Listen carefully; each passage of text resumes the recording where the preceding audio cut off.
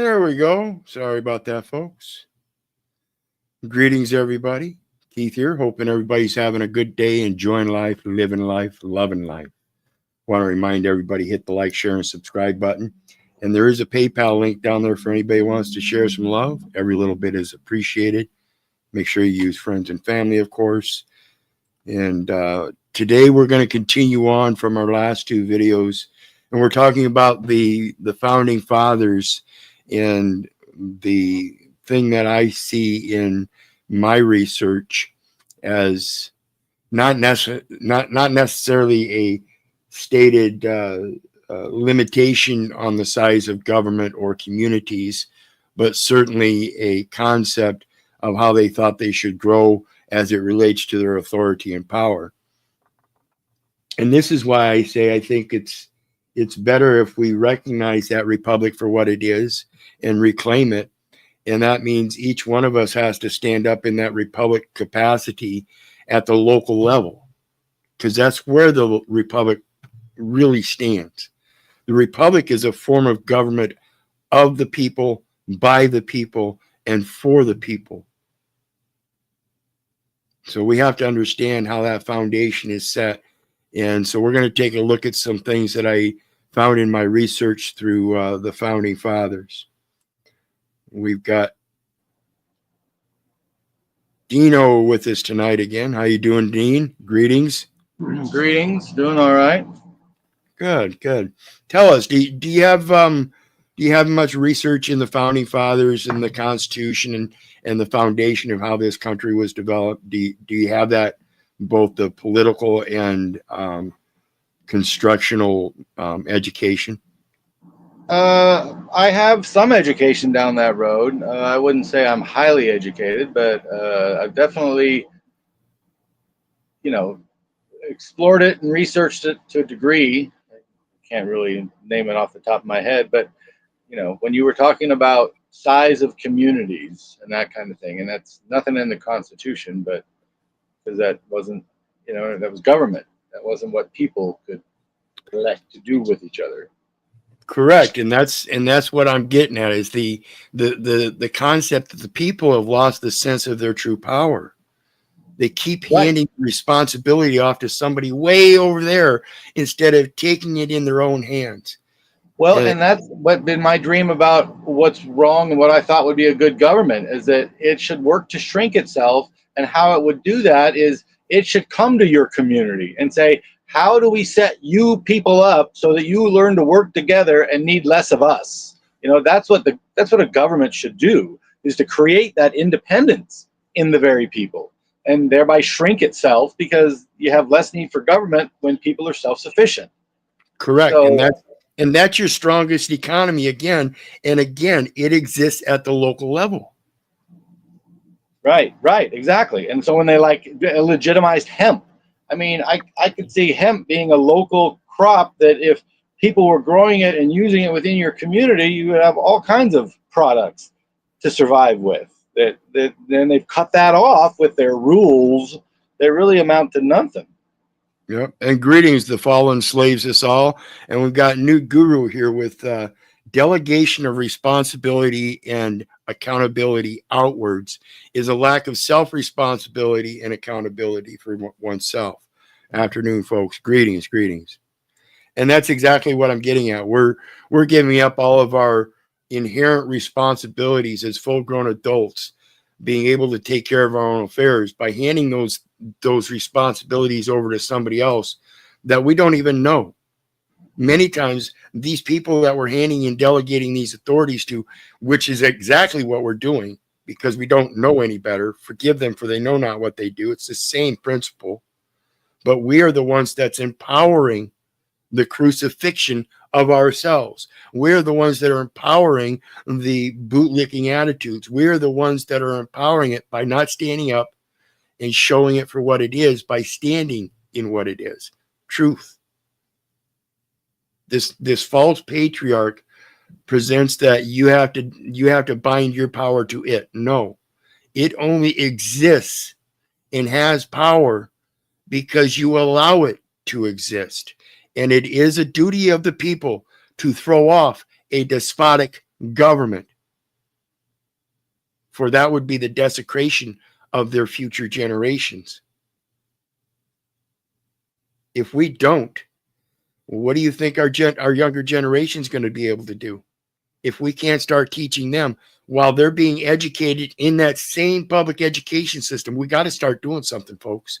And again, I'm telling you, my people are destroyed for lack of knowledge. That means the knowledge is actually the true benefit, and we should take full advantage of it every time we get. So let's take a look.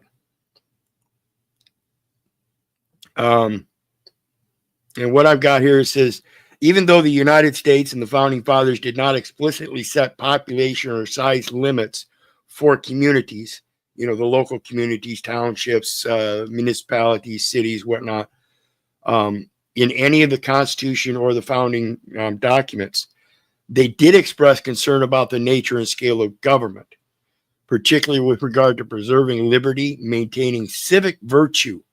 And this is what I talk about when it comes to the record and correcting a record, because it's the integrity of the record that shows that they're being virtuous, right? And if the record isn't so true and they don't want to expose it, Epstein, I'm sorry, we really have to start thinking, what is their accountability and why are they not taking it? Because that's what true men do. And even if you hand your responsibility off to them in this public service, which is a public trust, they have a fiduciary duty. Like I said before, we as moms and dads have an inherent duty to our younger generation, but we keep sloughing it off to the false patriarch. And we got to stop. So basically, these concerns are loosely connected to the idea of limiting the community size and the centralization of power. And it's in regard to preserving, again, that liberty, maintaining civic virtue, and avoiding the tyranny. So yeah, get this. I mean, that thing I talked about before. I mean, I used to live on a city block. There were approximately 10 or 11 houses on that block. But if that block had known better to work together and, this person grows this person grows that, we all spread that sort of responsibility and share the bounty, and you know what I mean? Like it just a block. That's all. We could have really supported each other in that little within the city. You know what I mean? It's kind of crazy. Well, we've got that here. We've got a little Burma community that moved in during some crisis, and they merely got together and found a landlord that was willing to rent an apartment complex to their little community because they could pretty much fill it up. And then they went to the city and asked about the vacant block across the street about turning it into a community garden. And they've been doing it ever since. It's just a matter of coming to good terms and agreement of being some kind of benefit to the community. And if you're part of that community, you can make that benefit to yourself so you're not subsisting on the welfare of the rest of the system. That's what these little communal societies are about, these self-efficient societies. And that's part of what I see in the scripture as well. So let's take a look again. So what they were mainly concerned about was the scale of a Republican government. And James Madison in Federalist Number 10, get this, folks, he famously discussed the dangers of faction and how a large republic could dilute the effects of dangerous factions better than a small one.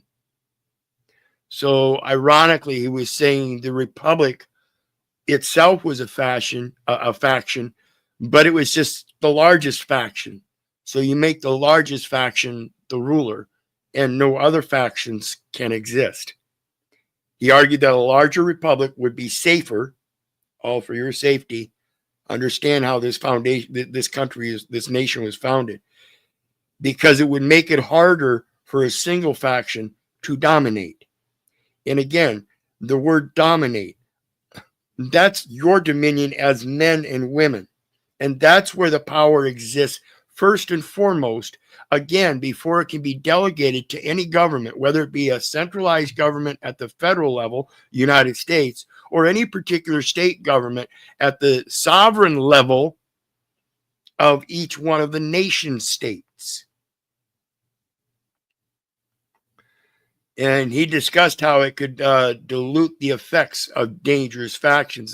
This is inherently reminding me of the thing that you see when they pull up that news clip, says this is dangerous to our democracy. And then it throws up 2 or 3 other newscasters and they all say at the same time, this is dangerous to our democracy. And they just keep filling up the screen with more and more newscasters repeating the same goddamn thing. It's just a script, folks. When are you going to stop following it and understand that it's just a fairy tale, just like Jack and the Beanstalk? You have to take your power back. You are the sovereign. However, Madison was more focused again on the political scale than the physical community size. This is why the term resident and United States citizen are so imperative to comprehend, as they're defined in the very institution of this government. You'll find it at the state level and at the federal level. And when you find out how they define it, you might realize that you don't belong in there. You're not actually a resident, and that you should stop lying. See, that's why I can't admit it. I'm not a resident, because I know better. I know what that term means, and I can't fit it at federal or state levels, particularly state level being resident determination for, so that's the purpose or intent. And that's what we go to. We don't go to the letter of the law, but we go to the intent of the law. And for the purpose of income tax, I'm not employed. I don't have an income. The federal level is federal, state, or municipal officer or agent whose resident presence is deemed necessary by the board. It's never happened. I don't have an oath of office, nor do I have a license or a state ID or anything. I don't fit. I don't qualify. I am not one of those peers. Thomas Jefferson and decentralization, he spoke on it, and he was very skeptical of large urban centers and strong centralized government. So let me speak about that strong centralized government. That strong centralized government that's supposed to protect your safety, make things safe for you. That's supposedly the centralized government, United States. That's just a record-keeping center. It's a centralization of the records that stem from the other large urban centers within each of the states of the Union. The sovereignty, again, it emanates first from the sovereignty of the people through the state to the centralized record-keeping system. You're still the government. It's your mentality that you're allowing them to govern. You just need to learn how to govern your own mentality. Start learning what you don't know. He said, when we get piled upon one another in large cities, as in Europe, we shall become as corrupt as Europe. This is a blatant statement of the very reason in his own heart of why he left Europe to come be one of the founding members of America. So no matter where you're from around the world, I think that should sit in your own heart. The more we get boggled up in these large communities with all these diverse different cultures trying to impress their power upon us without, and again, it's because of the government and the public education system and its indoctrination, instilling the compliance and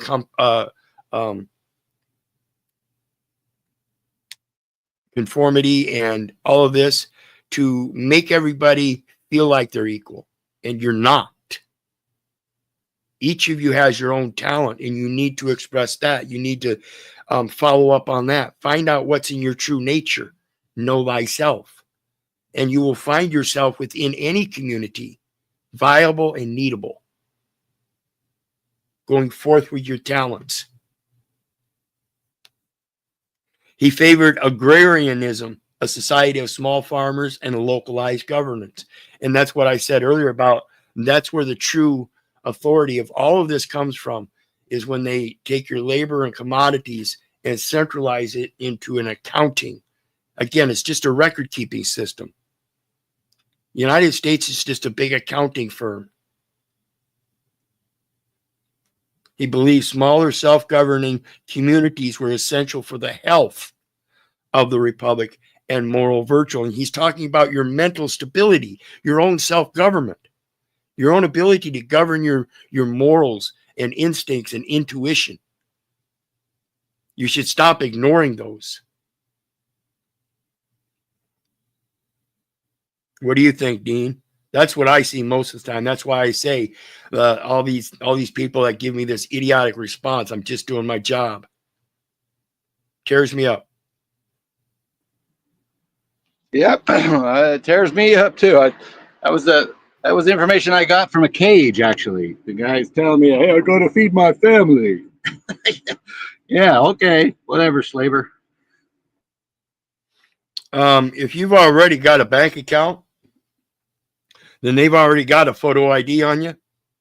And all you have to do is give them the address under which that ID was there and your social security number or birth date, and make sure that it's done in a private forum, asserting your private right to access to records that belong to you.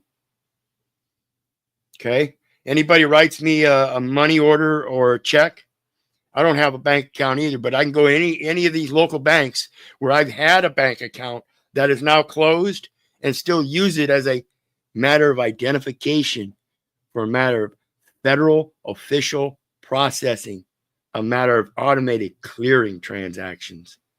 I have a right to this instrument. You have all the identifying information you need to process it. That's your job. Process it. Got to know how to enforce these laws, and I don't carry any of them either. I don't even have a bank account. Like I said, folks, all the bank accounts I've had are closed, but yet I've got a PayPal card, and I can use that as an electronic clearing. Another thing I've talked about is these receipts that you get through those electronic transactions. Look on every one of them. Every last one of them is going to say U.S. debit. That's a debit against the U.S. General Ledger. Postal Service is the registered agent already for service of process. Well, process the damn thing then. Anyway, back to it. They gave John Adams, anyway, gave a warning about urbanization. And he expressed that large urban populations would be harder to govern fairly and might lose their civic virtue.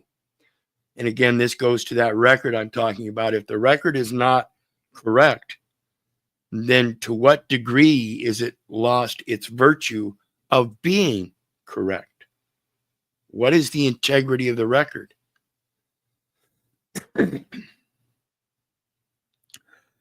concept was limits on city and community size, not explicitly, but concerns existed about this scale, and that was relative to the ability to empower the political body at its relative scale. They saw small-scale government as essential to liberty, especially Jefferson, but yet agreed to the large republic faction, particularly Madison, as we heard. And they argued that large republic prevents single faction dominance. And this is where I pose that it's actually wrong, because it's the single faction dominance and the power of the truth in a real democratic view. You know, those that are standing in truth. That's where the dominance comes from. See, truth needs no defense. And if you merely learn how to stand up in that truth, there's nothing they can do to rebut it. And like I've expressed, and you've seen, I've got a couple, 2, 3 videos, 4 videos up of going to city council meetings. And I wear this thing. And I think that's an important aspect of starting to get involved on your community level. Expressing that freedom of speech, freedom of expression, the right to assemble peacefully and present a petition of redress against the government in public view with everybody about everybody's spirituality, you know, everybody's right to know, not my singular freedom of expression or right to petition the government, but everybody's freedom of association.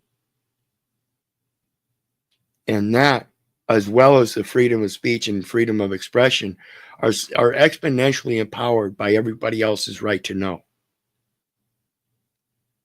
That's what empowers the right to peaceably assemble. It's more than just me. How many are going to gather in the name of truth, no matter what your spiritual background is?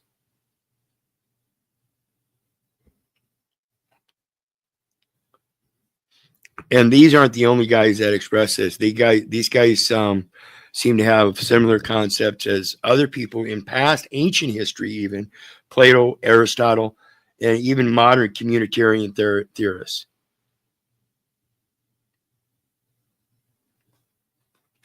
So let's talk about them. Plato, the Republic laws. Plato argued for a city-state. This is the formation of a polis. Policy, polis, of manageable size, small enough that everyone could know each other and participate in civic life. In the laws, he proposed an ideal population of 5,040 citizens, excluding women, children, and slaves. So their citizens at that time were the adult males, based on mathematical and military logic. So you see, again, even though I talk about the public education system being military of a Prussian origin, standardized orders and directives, following in line, sitting in certain cafeteria style things, just like your courts are certain styles, your schoolrooms are certain styles, same as prison. Your military is the base foundation of anything, political or commercial, for your safety. It's like the Ouroboros, the snake that eats itself. It's necessary. It's a cycle. They have to work interchangeably with each other in order to operate properly. You wouldn't have it any other way. You as a captain on a vessel with a bunch of cargo and a bunch of passengers, you'd want some protection too.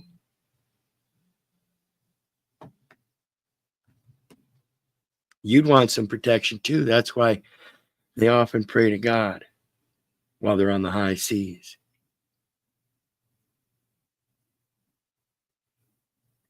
He feared that overlarge cities, societies bred anonymity, inequality, and breakdown in justice, because then you don't get to know each other so well.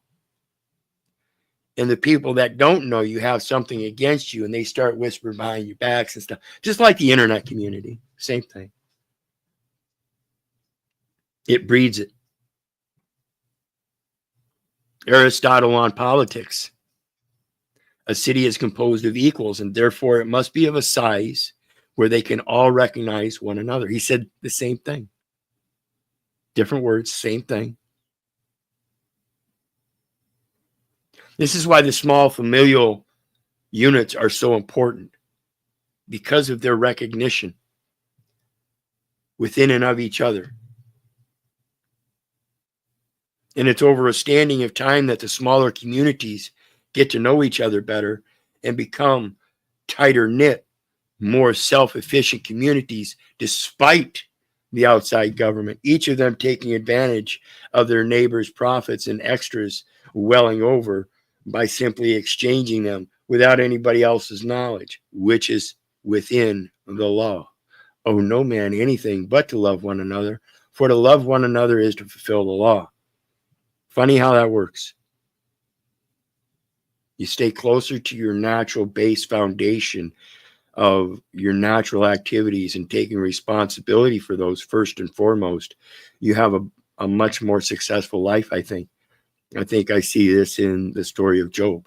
And despite the fact that Satan came in and took it all away, he still gave all glory to God, because that's who he got it from first.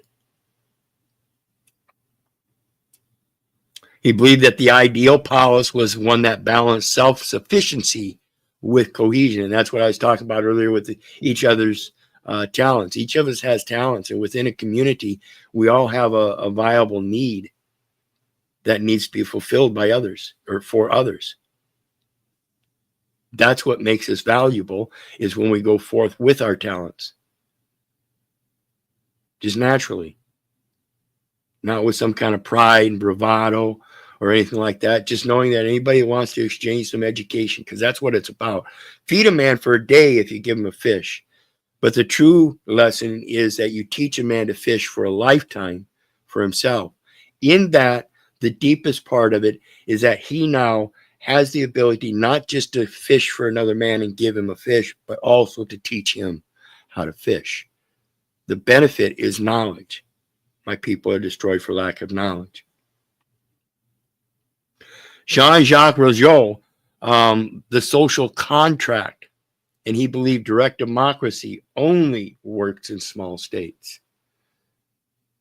And see, that's what I'm pointing out here as well, is that in this large democracy that we have of a centralized government known as the United States, where we have all these different subgroups of characters and people and this and that, going by all kinds of acronyms and everything. Really? You think that's what empowers you, is insanity? Making insane claims? Again, truth needs no defense. Men and women.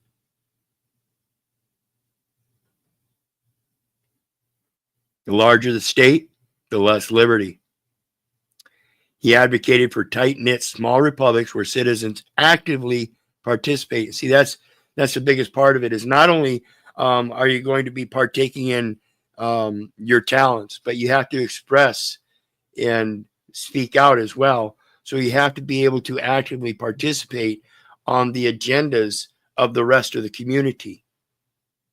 So there are times where you have to go to those city council meetings, see what the rest of the city's doing, see if you want to be actively participating in that, or even bring up your own idea that you might need some help with because you have a concern of your own that the rest of the community could help with. That's how this government is supposed to work, by the people and their powers. And their powers only exist and express themselves through their own speech. The better you know how to speak, the better you know the language, the better you know what's being said, the better you can participate.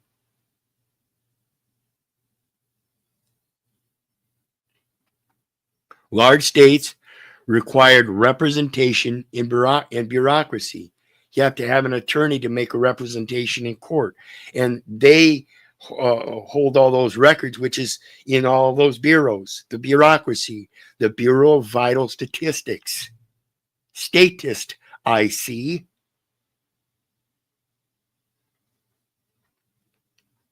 And Montesquieu talked about the spirit of the laws. This is what I was talking about, the intent of the law earlier. Same thing, the spirit of the law, the intent of the law, not the letter of the law, but the intent.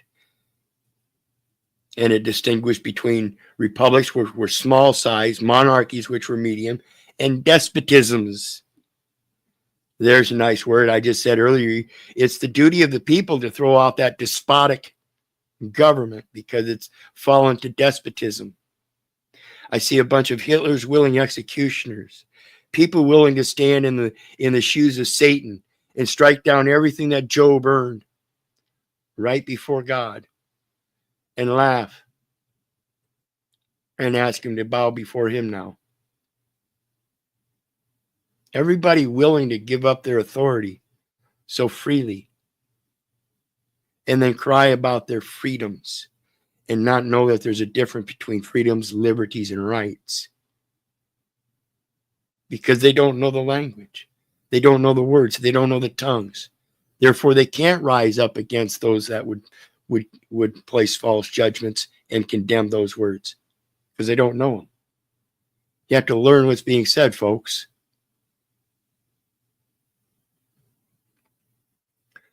E.F. Schumacher,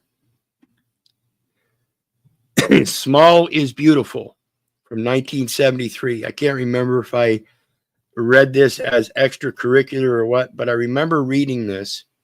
And this was rather the first concept I got of it, of remaining as small communities.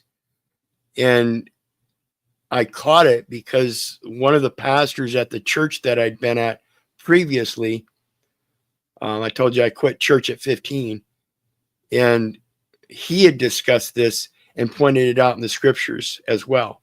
The concept of residing along the waterways, the edges of the waters, and letting the seeds fall and fill the cracks, and as a sojourn, not as an agricultural. So there's the system of the small communities, as well as outside of those communities, even the people that are strangers and sojourners that travel along the ways, and generally, as nomadic peoples, they would follow waterways. That was the Spirit of God on the face of the waters. So it just, those kind of things were correlating in my mind as I read all these different things that I've read in my life: Hitler's willing executioners, the scriptures, various other things, philosophical things. Diogenes, one of my favorite. He was one to push the real physical limitations and bounds of what the civic venue really thought, because in the public civic venue, he would go out and masturbate. And some guy walked up to him, called him a dog for it. So then he turned around and pissed on his leg. He said, well, if you're going to call me a dog, I'm going to act like a dog. I mean, what are people really going to do about people like that? And that's why it's so imperative. I don't suggest doing that kind of shit nowadays, but it does express the point of pushing those psychological bounds in philosophy and learning who you really are, because no one else is going to teach you that. You have to learn how to push those bounds yourself. You have to put the system to the test and stop letting the system test you. They argued against the worship of economic and social bigness. Make America great again, the greatest nation on earth. The founding fathers argued against that. They believed that the human scale systems in economy, education, and governance were more humane, efficient, and sustainable. And notice they mentioned the education in there, because that's, again, important to understand that this centralized government providing a public education system is one of those things that takes you away from that formal foundation of a family-sized unit and that real education of teaching your little ones by knowing what their talents are. The government doesn't know those talents, and they're not interested. They're interested in a specific curriculum of reading, writing, and arithmetic, and along the way, they're going to teach you their Babylized history and their supposed politics and a little bit of civics to make you get a sense that you think you know something, and you've been truly indoctrinated. Wendell Berry was another one, a farmer, philosopher, and poet, and he also advocated for sustainable, small, community-based living and warned that large industrialized societies erode local culture, personal responsibility, and stewardship. See, those agricultural communities provide for that stewardship, and we've industrialized them.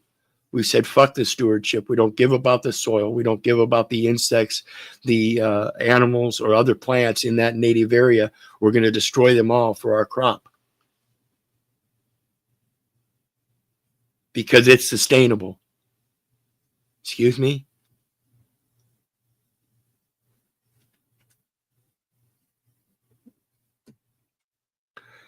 Ancient Sparta was a small warrior class, and it was a limited citizen population.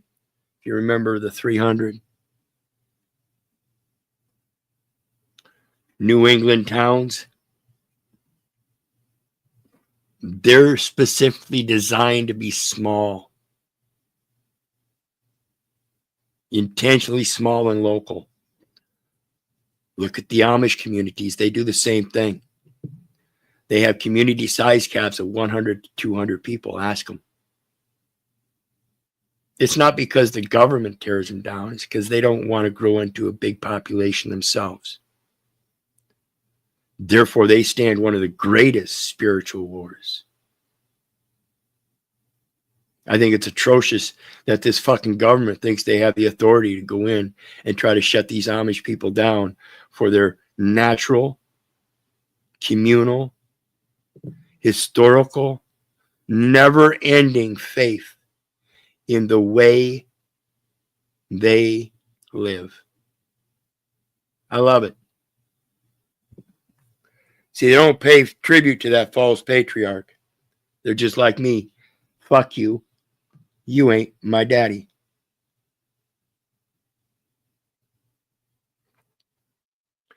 Let's see here. The risk of oversized community is it's the civic disengagement. This is one of the things I've spoken on briefly about the local city council meetings. It's a rather small room for a population of well over 50, 60,000, something like that right now, currently, as Waterloo alone, with a sister city, Cedar Falls, and then surrounding suburban, what they call sleeper communities. And I think we've got a total population gathered up around 100,000 or so. So it's pretty pathetic. And we only half fill it. And I would think with a community this large, we would need a city hall.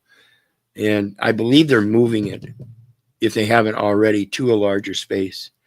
But I think that's because they see an influx of this local engagement. And I hope it is. I hope to go to another one here pretty soon to find out. Got a few other things on my mind as well, like this stuff. And so it begs that the only way you can really empower yourself is by becoming involved, by taking up that responsibility. And that responsibility is the knowledge. At the same time, the greatest benefit. Would the founders have agreed? While the U.S. founders did not write explicit population caps, the thinkers like Jefferson, influenced by Montesquieu, would likely agree with many of these ideas, especially the virtue of small, agrarian, self-governing communities as the backbone of liberty. And I suggest that's truly what it is.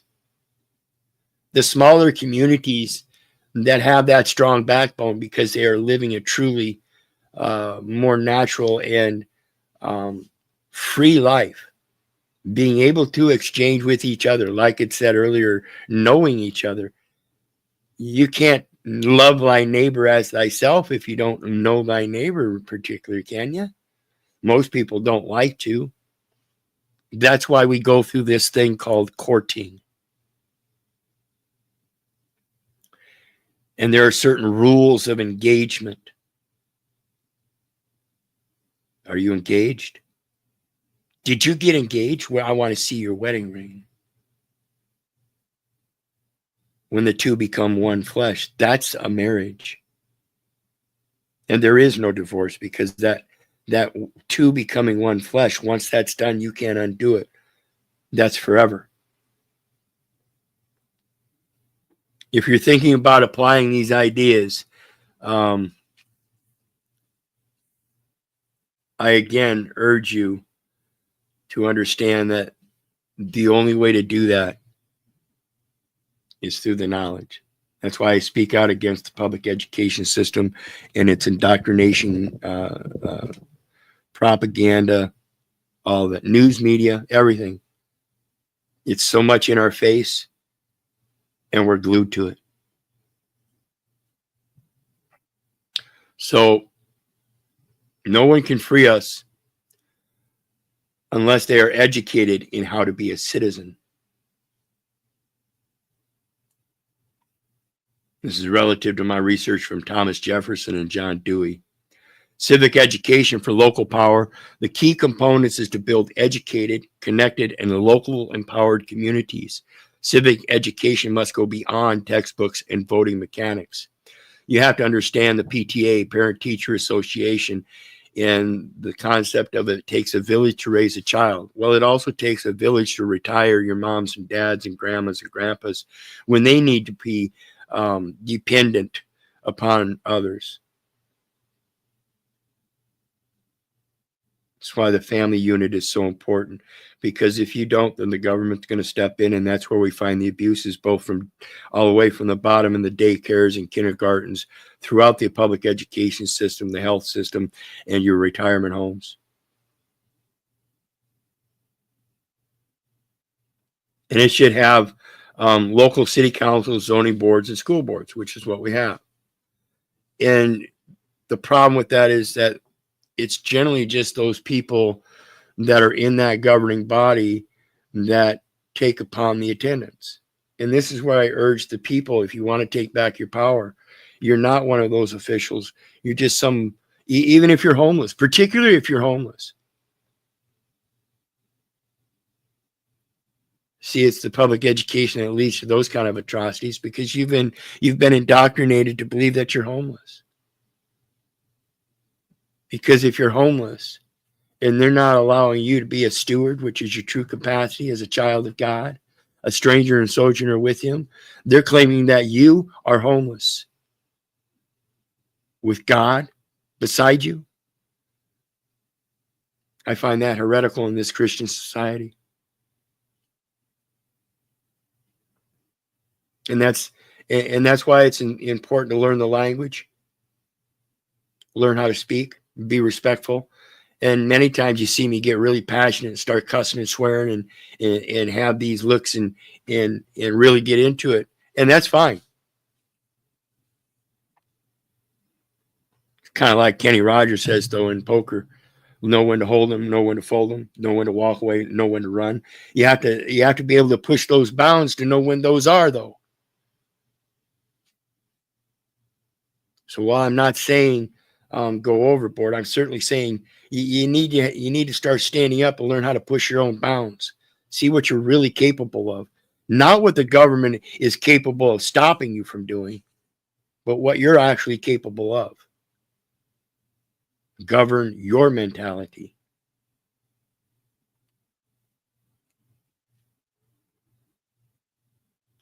There's it's a Tennessee school. It's known as the Highlander Folk School. Started in 1923, and it's a grassroots education center that trained Rosa Parks, Martin Luther King Jr., and has Appalachian organizers that are still present today doing the exact same thing. And that grassroots education center is teaching these folks about the fundamentals of natural life, intuition, instinct, knowledge, learning, wisdom, experience, your responsibility in standing up to be able to assert your rights. Because again, just like truth, rights need no defense. It's the concept of what they are and how you enforce them that determines the outcome. And if you're not going to stand up and enforce them, they're certainly going to push every bounds they can against you. And they're going to get away with a lot. That's why it's so important for you to push the bounds. And it uses, that institution uses learning that begins with lived experience. builds the critical awareness through that lived experience, and moves towards a collective and effective action to resolve any issues, any problems. See, and they use education not just as a preparation for life, it is life, especially in community. They're using the firsthand experiences rather than a dogmatic format of history of somebody else's experiences. They're instilling the autodidactic ability to have that abstract critical thinking outside the box and come up with novel solutions and ideas. Real thinkers.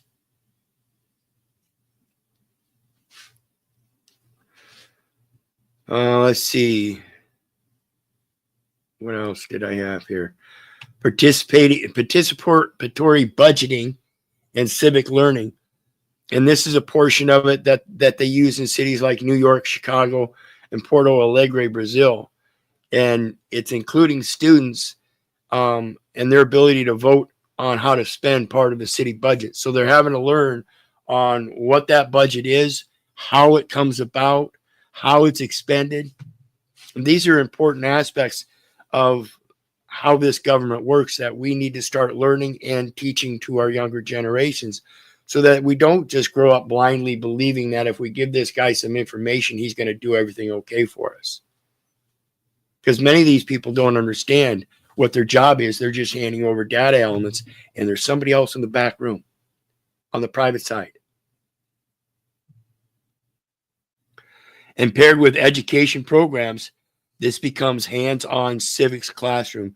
And this is what I explained about the immigrants. They come to this country and they have a civics test that they have to pass. Through this public education system that we have, there is no specific civics class that you have to pass. Altogether, it's considered civics education, a civic education of how everything runs, including the reading, writing, and arithmetic, so you can take account.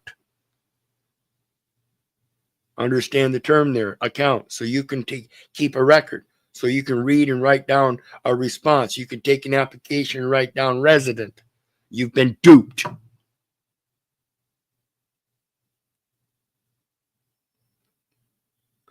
A lot of different things they impose, like civic Saturdays. This is one of those things where I remember we used to have block parties. Somebody in the community would write down to the city council and tell them, hey, we're planning a block party. We're all going to be in this particular neighborhood. We'd like these blocks cut off because we're going to have, it was pretty much like a little fair, a little circus or some deal. All kinds, we'd invite they had vendors down there, and there was always fireworks and sparklers and various different things that the neighbors got to know each other. Firsthand, lived experience. I don't see this happen anymore.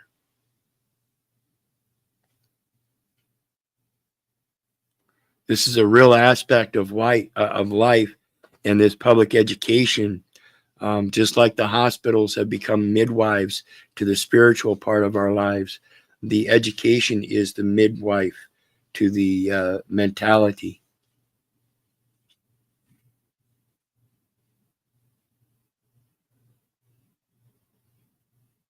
In my opinion, again, folks, this is just all my opinion. But I think that's why it's important to learn how to get back down to the smaller communities and learn how that community is truly supposed to function and why it empowers it so much by functioning in that way. Because education only functions to bring conformity or freedom, one or the other. And like I said, this public education system is a matter of compliance and conformity by teaching everybody to remember certain things, not to think outside the box, particularly one of them somehow that the government is your authority. Keith, the police are your authority. Fuck you, you ain't my daddy. Who's teaching them that? There's but one Father which art in heaven. How come nobody's teaching them that?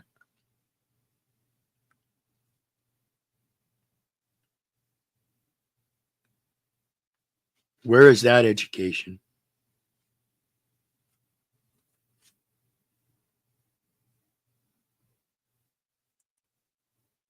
Jeremiah 51:31.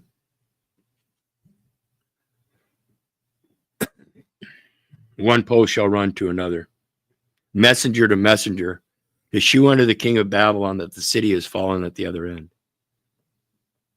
This is talking about dispersing the lies, dispelling the lies by standing in truth. Truth needs no defense. And so when you're standing in truth, and that's called manning your post. That's what I'm going to be talking about tomorrow, folks. 5 p.m. again. I'll be back to talk about manning your post, taking up your duty, your responsibilities, your plenary powers, and speaking out onto the world using that First Amendment freedom of expression so that everybody can know when you speak the truth to everybody assembled. And just like the government, they have a right to petition and redress for grievances. They have a right to speak out too. It's about having a good conversation about truth and not sitting there babbling to each other in lies. I've lived my whole life watching everybody think around me, particularly those that I love, think that it's okay to lie. Or they're so delusioned that they don't see their lie. Keith, the police are your authority. That's a lie. She's in her 80s now and she still believes that. May God save her soul.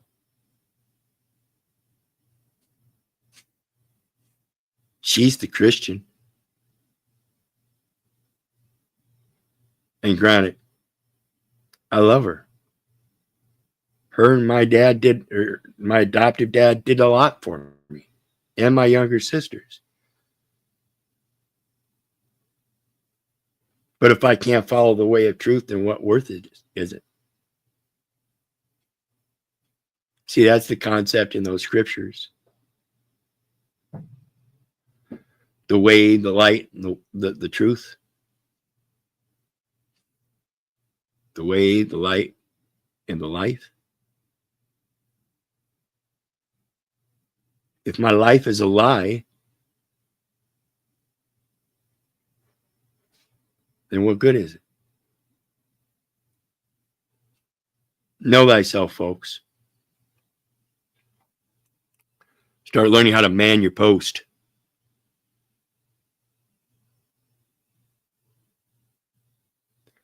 And I want to thank everybody. Got a new guru down there, Bear Jew, Joseph R. again. Who else? John Harnick, Bear Jew. Let's see who else. Someone else. Silent Walk. Greetings. Hope everybody's hitting that like, share, and subscribe. Got Big Stank was down there. Dino Phillips, you saw on panel. Poppy Gold. Freaking 1960. Greetings, everybody.